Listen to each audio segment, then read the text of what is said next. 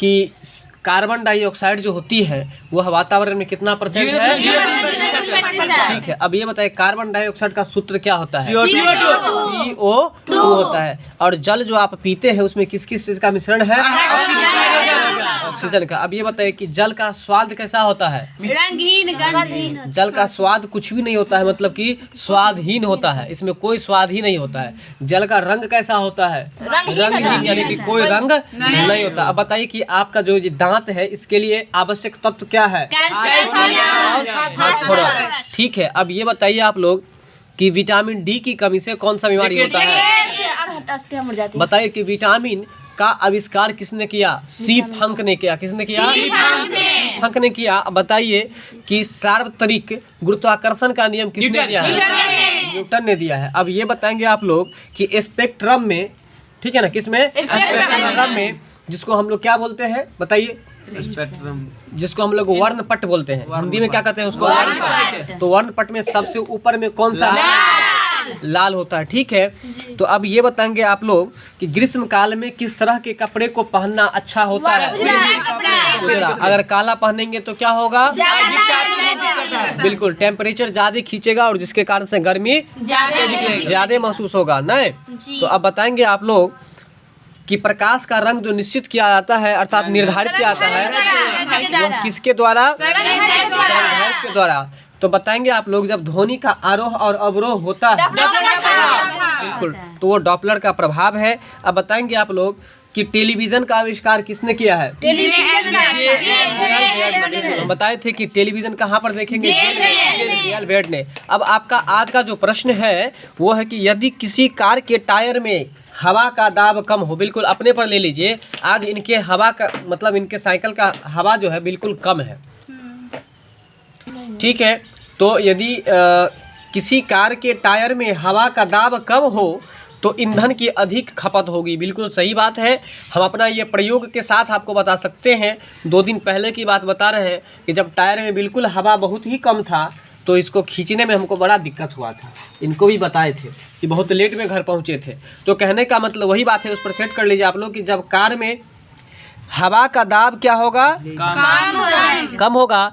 जब हवा कम होगी तो ईंधन की आवश्यकता अधिक होगी।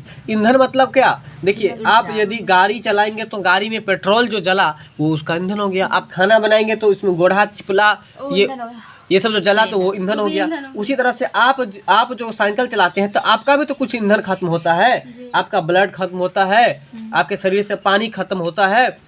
बात समझ में आ रहा है? तो वही बात कर रहा है कि यदि कार में हवा का दाब कम होगा तो किसकी अधिक जरूरत होगी?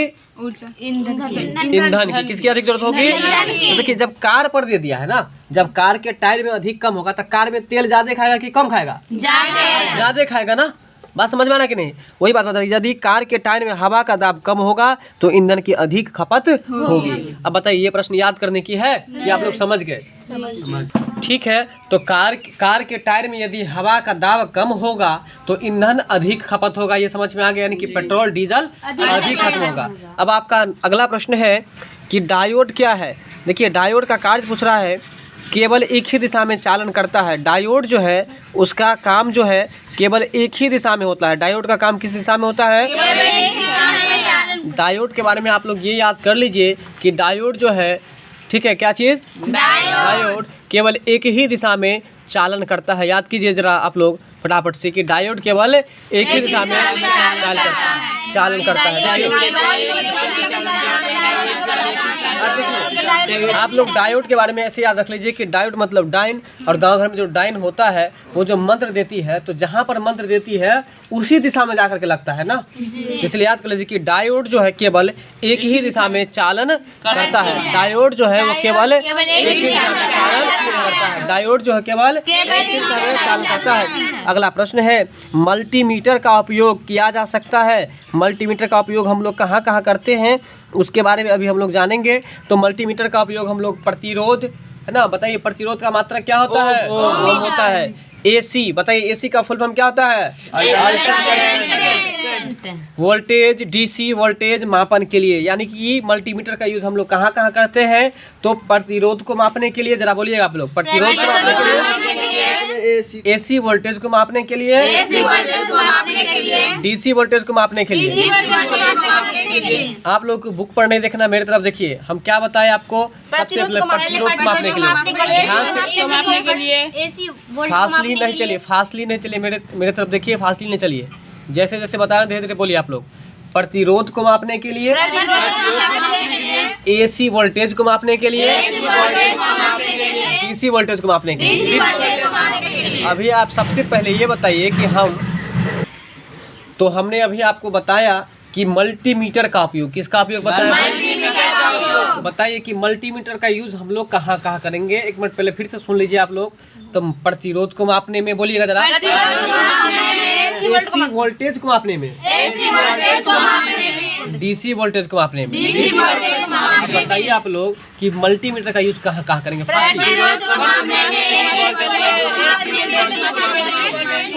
बहुत अच्छा, तो बताइए मल्टीमीटर का उपयोग समझ गए। अगला प्रश्न है आपका कि विद्युत ऊर्जा मतलब अंग्रेजी में अगर कहें तो इसको इलेक्ट्रिक एनर्जी कहेंगे। क्या कहेंगे? तो हम आपको बताए थे कि कल जब आप लोग जाएंगे तो घर पे अपने अपने मीटर पर देखेंगे। कितने बच्चे देखे हैं मीटर पर, बताइए। तो आप लोग याद रखेंगे कि मल्टीमीटर का यूज कहाँ पर किया जाता है?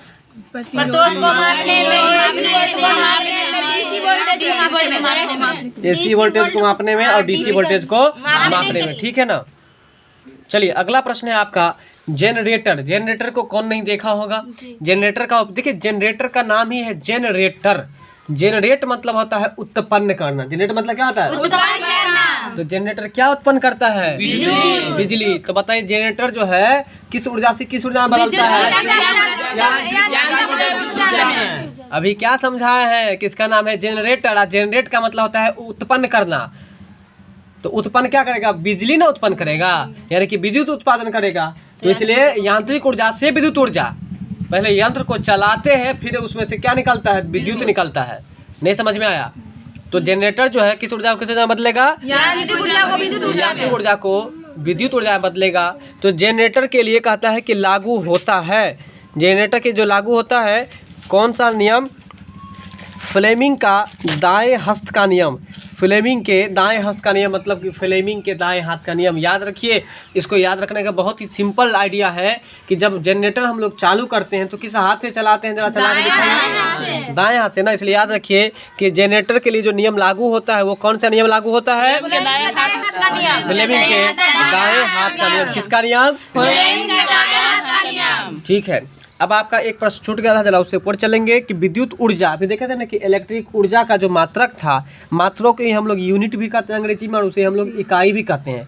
तो विद्युत ऊर्जा का जो इकाई है वो क्या है? किलोवाट घंटा। इसी को यदि हम अल्फाबेट में लिखे तो क्या होगा? kWh। तो बताइए कि विद्युत ऊर्जा की जो इकाई है वो क्या है?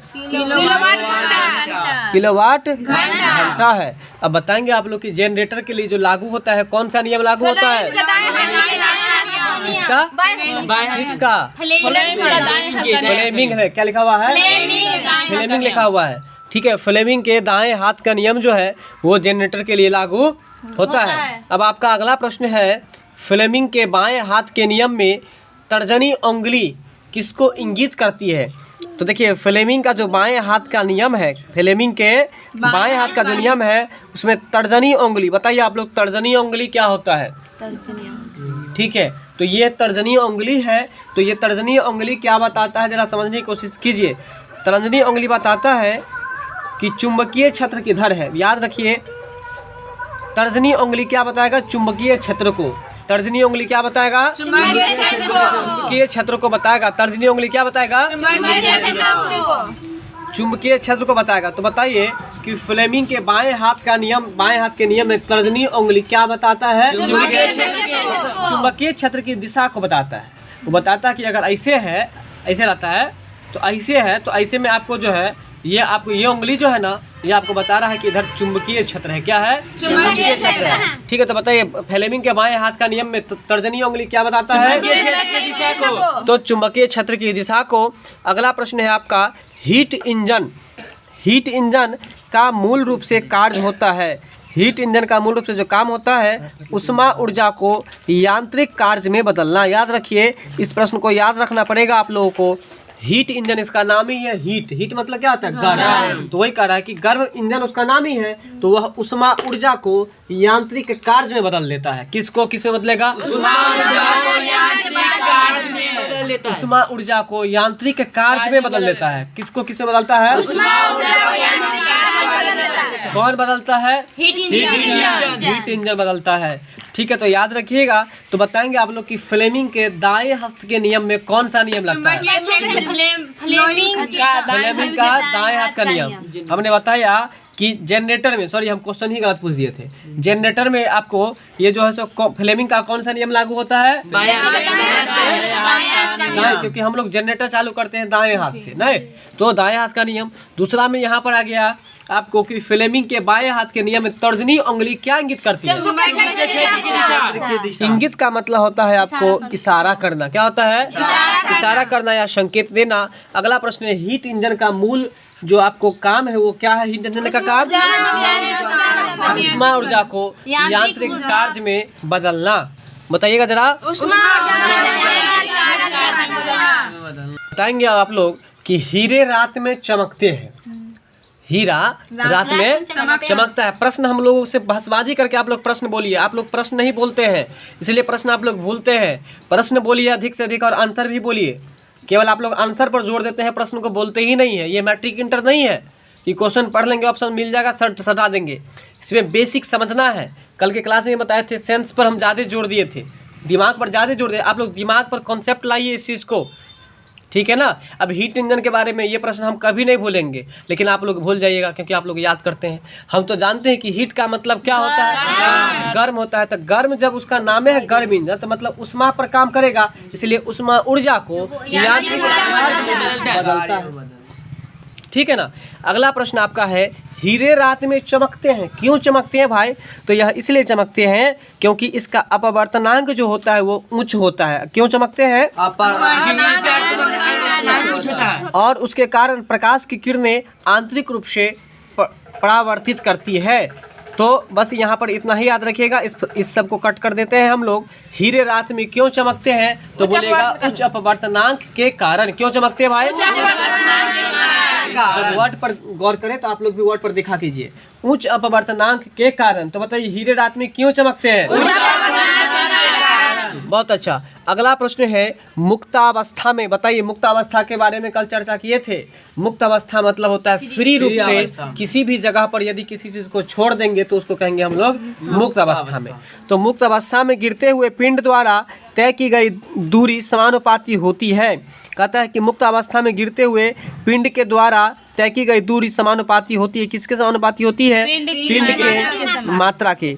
ठीक है ना। तो इस प्रश्न को भी आप लोग याद रखेंगे, ये प्रश्न याद रखने वाला है। तो बताइए फिर से एक बार बताते हैं कि यह वस्तु जो है किस अवस्था में गिर रहा है? मुक्त अवस्था में गिर रहा है। मुक्त अवस्था में गिरते हुए पिंड के द्वारा जो तय की गई दूरी होगी, क्या बताएं हम? मुक्त अवस्था में गिरती हुई पिंड के द्वारा तय की गई दूरी। जरा फिर से समझ लीजिए। मुक्त अवस्था में गिरते हुए पिंड के द्वारा तय की गई दूरी। पहले गिरा, वस्तु कोई है, पिंड मतलब कोई वस्तु, पहले गिरा और फिर वो चला, मतलब दूरी तय किया।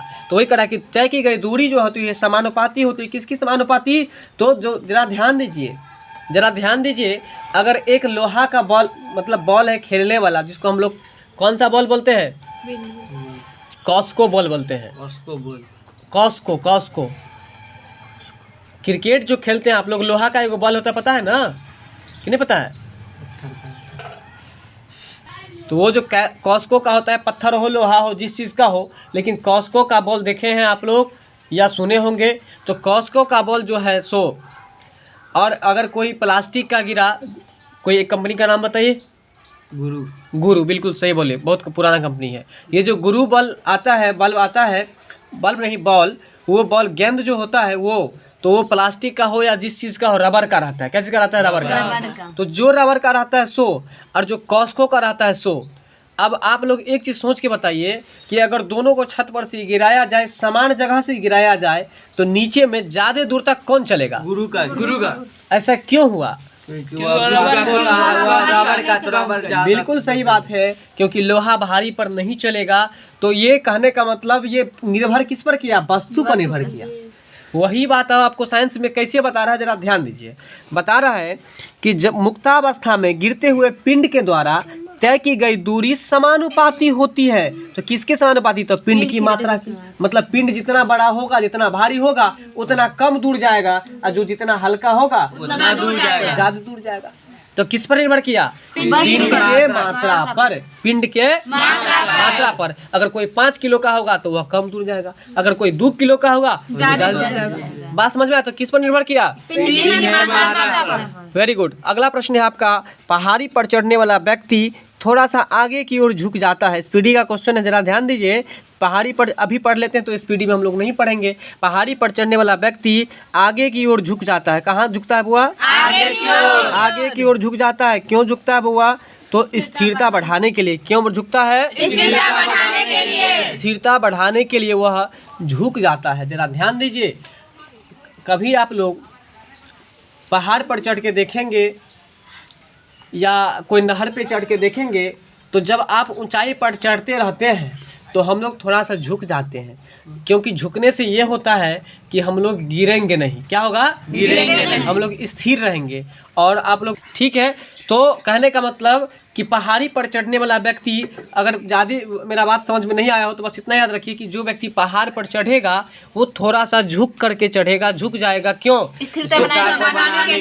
अपना स्थिरता बनाए रखने के लिए वो थोड़ा झुक जाता है। तो अब ज़्यादा कुछ नहीं बताएंगे, बस इतना याद रखिए कि पहाड़ी पर चढ़ने वाला व्यक्ति आगे की ओर क्यों झुक जाता है?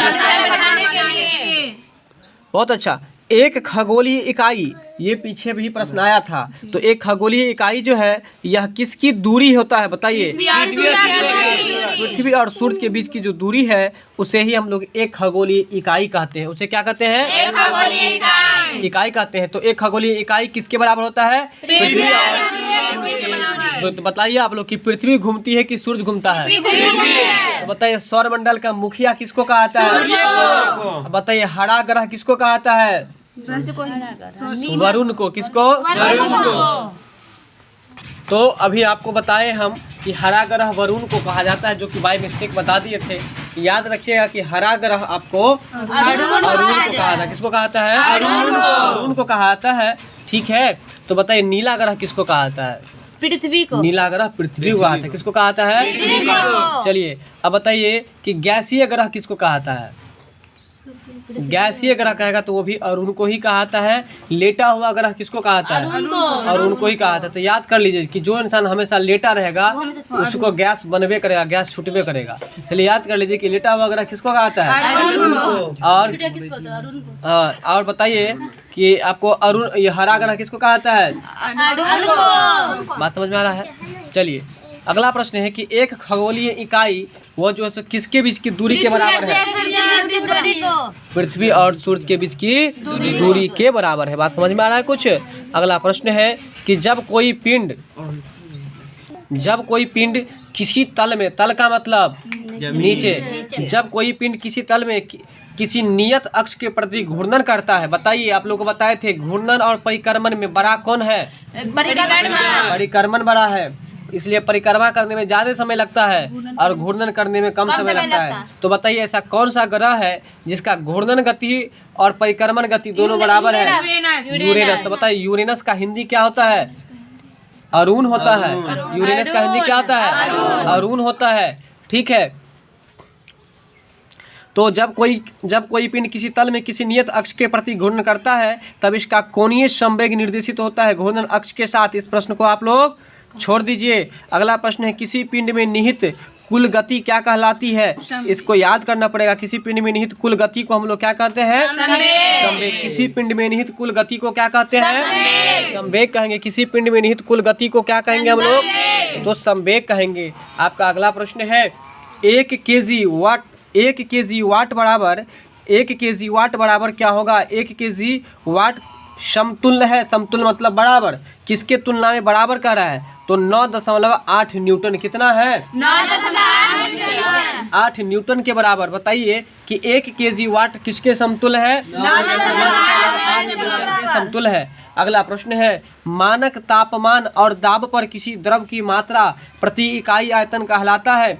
मानक तापमान, जरा ध्यान दीजिए, मानक तापमान और दाब पर किसी द्रव की मात्रा प्रति इकाई आयतन क्या कहलाता है, उसको हम लोग उत्प्लावक बल कहते हैं। तो बताइए उत्प्लावक बल का सिद्धांत किसने दिया है, आर्किमिडीज ने दिया है। तो ये जो आप उत्प्लावक केंद्र कहलाता है, इसको भी आपको याद रखना पड़ेगा और साथ में जो घेरते हैं उस पर विशेष फोकस कीजिएगा। तो बताइए कि 1 kg वाट किसके समतुल्य है, 9.8 के समतुल्य है। तो बताइए बल का मात्रक क्या होता है, न्यूटन होता है। क्या होता है, न्यूटन होता है। तापमान का मात्रक क्या होता है, केल्विन होता है। क्या होता है, समय का मात्रक क्या होता है, सेकंड होता है। समय का मात्रक क्या होता है, सेकंड होता है। अब बताइए दूरी का मात्रक क्या होता है, मीटर होता है। क्या होता है, मीटर होता है। क्या होता है, चलिए अगला प्रश्न है, किसी जल निमग्न पृष्ठ पर परिणामी बल जिस बिंदु पर कार्य करता है उसे हम लोग क्या कहते हैं। किसी जल निमग्न पृष्ठ पर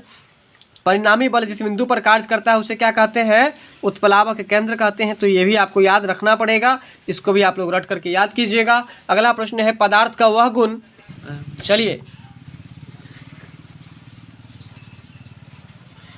किसी जल, ये हो गया पदार्थ का वह गुण जिसके कारण विरूपण अस्थायी तौर पर रह जाता है उसे क्या कहते हैं, सुघट्यता कहते हैं। कहता है पदार्थ का वह गुण जिसके कारण से उसमें विरूपण अस्थायी तौर पर रह जाता है। विरूपण किस पर बात हो रही है, जब विरूपण अस्थायी रूप से रह जाए उसे हम लोग सुघट्यता कहते हैं। क्या कहते हैं, तो इस प्रश्न को भी आपको रट के याद करना पड़ेगा। क्या है प्रश्न, जरा रटिए आप लोग इसको। आइए अगला प्रश्न है कि अस्थायी चुंबक को जब 2 भागों में तोड़ देते हैं तो वह कितने भागों में बंट जाएगा, तो 2 भागों में बढ़ जाएगा। एक दक्षिण ध्रुव और दूसरा उत्तरी ध्रुव। बस उसमें तो 2 ही ध्रुव होता ही है। तो जब आप किसी भी चुंबक को किसी भी जगह से तोड़िएगा तो वो 2 भागों में बढ़ जाता है, एक उत्तरी ध्रुव और दूसरा दक्षिणी ध्रुव। तो बताइए कि जब चुंबकीय सुई को हम लोग कहीं पर रखते हैं तो वह किस दिशा में घूम जाता है, ठीक है। तो अस्थायी चुंबक को अगर 2 भाग में तोड़ देंगे तो वह क्या होगा, परिणाम उत्तरी ध्रुव। प्रत्येक भाग में एक दक्षिण ध्रुव हो जाएगा और एक उत्तरी ध्रुव हो जाएगा। अगला प्रश्न है, विद्युत परिपथ, है ना, विद्युत परिपथ में आमीटर का प्रयोग क्यों किया जाता है, इससे पहले आमीटर का प्रयोग क्यों किया जाता है, तो धारा को मापने के लिए। विद्युत परिपथ में देखिए, इसमें विद्युत परिपथ में इसको कट कर दीजिए, बस इतना याद रखें कि आमीटर का प्रयोग कहाँ किया जाता है, धारा मापने के लिए। धारा को मापने के लिए। आमीटर का प्रयोग कहाँ पर किया जाता है, धारा मापने के लिए। तो बताइए विद्युत धारा का जो मात्रक होता है क्या होता है, एम्पियर। विद्युत धारा का मात्रक क्या होता है, एम्पियर। अगला प्रश्न है, विद्युत माप यंत्रों में विद्युत ऊर्जा, विद्युत माप यंत्रों में, है ना, विद्युत माप यंत्रों में मतलब जिसमें आप विद्युत मापते हैं, इलेक्ट्रिक मापते हैं, वहाँ विद्युत ऊर्जा किसमें रूपांतरित होता है, रूपांतरित मतलब विद्युत ऊर्जा, रूपांतरित मतलब बदलना। तो ये रूपांतरित लिख दिया तो होगा। रूपांतरित जो होती है कि देखिए विद्युत ऊर्जा जो है ना वो यांत्रिक ऊर्जा में बदलता है। किसमें बदलता है, यांत्रिक ऊर्जा में। ये क्वेश्चन है आपका कि विद्युत माप यंत्रों में विद्युत ऊर्जा जो रूपांतरित होती है किसमें होती है, यांत्रिक ऊर्जा में। किसमें रूपांतरित होती है। चलिए अगला प्रश्न है आपका, चंद्रमा के पृष्ठ पर अंतरिक्ष यात्री एक दूसरे से बात कर सकते हैं कि नहीं? नहीं कर सकते। क्यों नहीं कर सकते हैं? क्योंकि वहाँ पर हवा भी नहीं है, निर्वात है, इसलिए आप जो है सो बात नहीं कर सकते। और आप जो बात करते हैं आपका आवाज भी जो चलेगा उसके लिए उसको क्या चाहिए, वायु। कोई ना कोई माध्यम चाहिए। और माध्यम क्या चाहिए, तो उसको हवा चाहिए। क्या चाहिए, हवा चाहिए। तो याद रखिएगा। चलिए तो बताएंगे आप लोग कि चंद्रमा पर आप लोग एक दूसरे से बातचीत कर सकते हैं? नहीं कर सकते। क्यों नहीं कर सकते भाई? क्योंकि चंद्रमा पर वायु नहीं है और ध्वनि को चलने के लिए वायु की जरूरत होती है। ठीक है, तो क्योंकि ध्वनि तरंग निर्वात में आगे नहीं बढ़ सकती है। जब कोई इलेक्ट्रॉन, चलिए इलेक्ट्रॉन बोलने से एक बात याद आ गया, आप बताएंगे कि इलेक्ट्रॉन पर कौन सा आवेश होता है? बहुत अच्छा। इलेक्ट्रॉन कहाँ पे रहता है, नाभिक में रहता है कि उसके चारों चक्कर लगाता है? कोई इलेक्ट्रॉन जब किसी चुंबकीय क्षेत्र से होकर गुजरता है तब वेग और ऊर्जा नियत रहते हैं। बात समझ में आ रहा है? जब कोई इलेक्ट्रॉन किसी चुंबकीय क्षेत्र से होकर गुजरता है तो वेग और ऊर्जा क्या रहता है? नियत। तो नियत का मतलब बताइए आप लोग क्या होता है? नियत का मतलब होता है स्थिर रहना, या अंग्रेजी में अगर कहें तो उसको कांस्टेंट रहना बताया जाता है। ठीक है, तो इस प्रश्न को आपको रटना पड़ेगा, फटाफट से इसको रट करके आप लोग दिखाइए। तो कोई इलेक्ट्रॉन जब किसी चुंबकीय क्षेत्र से होकर गुजरता है तब वह वेग और ऊर्जा नियत रहता है। ठीक है, तो याद रखिएगा कि कोई इलेक्ट्रॉन जब किसी चुंबकीय क्षेत्र से होकर गुजरता है तो तब उसका वेग और ऊर्जा दोनों नियत रहता है। क्या रहता है? नियत मतलब स्थिर रहता है। अगला प्रश्न है पराध्वनि चाल। क्या है? पराध्वनि चाल मापने के लिए जो प्रयुक्त इकाई है वह कौन सी इकाई है? तो नोट। पराध्वनि चाल मापने की जो प्रयुक्त इकाई है वो कौन सी इकाई है? नोट है। ठीक है, पराध्वनि चाल मापने के लिए प्रयुक्त इकाई कौन सी है? नोट है। ठीक है ना, याद रखिएगा कि पराध्वनि चाल मापने की जो प्रयुक्त इकाई है कौन सी है? तो नोट है। यानी कि पराध्वनि हम लोग जो नापेंगे किस में मापते हैं? नोट में हम लोग मापते हैं। ठीक है, अगला प्रश्न है चलती हुई बस अकस्मात। बताइए अकस्मात मतलब क्या होता है? अचानक। अकस्मात मतलब क्या होता है? जब चलती हुई बस अचानक रुक जाती है तो यात्री आगे की ओर झुक जाती है। सही बात भी है, जब रुकती है तो आगे की ओर, और जब चलती है तो पीछे की ओर। ठीक है, जब सोचिए जरा, जब गाड़ी चलेगा तो ऐसे चलेगा, तो ऐसे चला पैसेंजर इधर की ओर गिरता है, मतलब जब चलेगा तो पीछे की ओर, जब रुकेगा तो आगे की ओर। तो वही कहता है कि जब चलती हुई बस में अकस्मात रुक जाती है बस तो यात्रियों पर आगे की ओर धक्का लगने का कारण क्या है? तो यात्रियों का जड़त्व। क्या है? तो बताइए जड़त्व का नियम न्यूटन के किस गति नियम को कहा? चलिए, तो चलती बस में जो अकस्मात रुकती है तो यात्री किधर झुकती है? आगे है कि सड़क पर एक कार भार से लदा एक ट्रक दोनों ही समान चाल से चल रहा है। जरा ध्यान दीजिएगा, प्रश्न समझने वाला है, थॉटेबल है। सड़क पर एक कार और भार से लदा एक ट्रक, मतलब एक कार है और भार से खूब लदा एक ट्रक है, दोनों ही समान चाल से चल रहा है, दोनों समान चाल का स्पीड बराबर है। ठीक है, तो कहता है कि ट्रक की तुलना में कार में निहित है। कार में क्या निहित है? तो कम गतिज ऊर्जा। मतलब कि कार में क्या मतलब निहित है? तो सही बात है। देखिए ट्रक पर खूब सामान लदा हुआ है और कार पर कुछ भी लदा हुआ नहीं है। कार पर तो कुछ नहीं लादने वाला गाड़ी है, लेकिन कहता फिर भी दोनों का चाल क्या है? बराबर। दोनों का स्पीड बराबर है। इसका कारण क्या है? तो कार को ना कम स्पीड से चलाता होगा। बात समझ में आया कि नहीं? तो वही बात कर रहा है कि सड़क पर एक कार है और उससे भार से लदा एक ट्रक है, दोनों समान चाल से चल रहा है, तो ट्रक की तुलना में कार में क्या निहित है? तो कम गतिज ऊर्जा। कार में कम गतिज ऊर्जा निहित होती है। अगला प्रश्न है किसी स्प्रिंग, क्या लिखा हुआ है? स्प्रिंग की स्थितिज ऊर्जा न्यूनतम कब होगी? अपनी प्राकृतिक लंबाई पर। किसी स्प्रिंग की स्थितिज ऊर्जा न्यूनतम कब होगी? अपनी प्राकृतिक लंबाई पर वह न्यूनतम हो जाएगी। ठीक है, अगला प्रश्न है पृष्ठ तनाव से संबंधित और आज का हमारा लास्ट प्रश्न है। जरा देखिए आप लोग कि पृष्ठ तनाव जो उत्पन्न होता है वो किससे उत्पन्न होता है? संसंजक बल से। पृष्ठ तनाव किससे होता है? किससे उत्पन्न होता है? तो याद रखिएगा पृष्ठ तनाव किससे उत्पन्न होता है? स्वसंजक बल से उत्पन्न होता है। पृष्ठ तनाव किससे उत्पन्न होता है? स्वसंजक बल से उत्पन्न होता है। और कोई भी स्प्रिंग की स्थितिज ऊर्जा न्यूनतम मतलब कम से कम कब होगी? तो जब वह अपनी प्राकृतिक लंबाई पर होगी। ठीक है, वीडियो अच्छी लगी हो तो लाइक शेयर सब्सक्राइब जरूर कीजिएगा।